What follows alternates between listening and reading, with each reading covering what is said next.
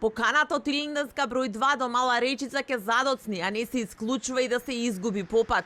Висок владин функционер за телевизија 24 вели дека Али Ахмети ќе почека за средбата која што на лидерската ја побара од премиерот Христијан Мицкоски за лично и насамо да му ги презентира неговите предлози за избор на влада со Бадентер и за одлуки на Уставниот суд со Бадентер за законите со двојно мнозинство.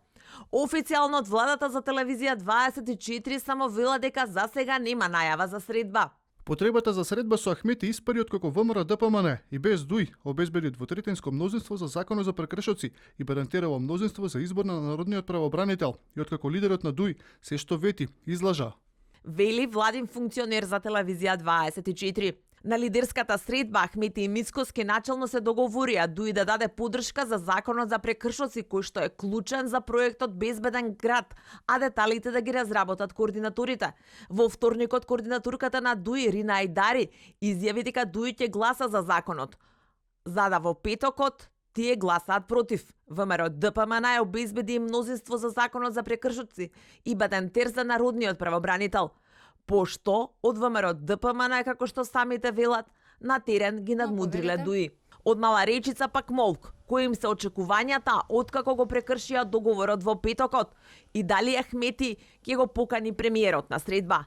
Пред гласањето, Ахмети во интервју за телевизија 21 порача дека ако тој не добие покана, тој ќе го покани Мицковски во Мала Речица. Tani është çështje kohe. Ju dhe ftoni apo ai prisni ai t'ju ftojë? Është domosdoshmëri. Nëse ai e vonon thirrjen, sigurisht e thirrji unë, e maj për fjalë. Sepse jemi dakorduar që të ulemi të bisedojmë. Janë tema me rëndësi për shtetin. Dhe unë nuk do shndrohem unë tani në kujdestar të paqes edhe stabilitetit.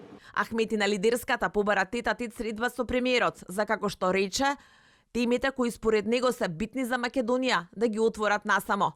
Пред лидерската средба на Мицкоски, Ахмети се сретна во Мала Речица и со првиот човек на СДСМ Венко Филипче, но темите за разговор според официјалните изјави им беа неусогласени, односно според Ахмети разговарале за европските интеграции и Европски опозицијски фронт како понуда од првиот опозиционер, според Филипче пак разговарале за соработка во Гостивар.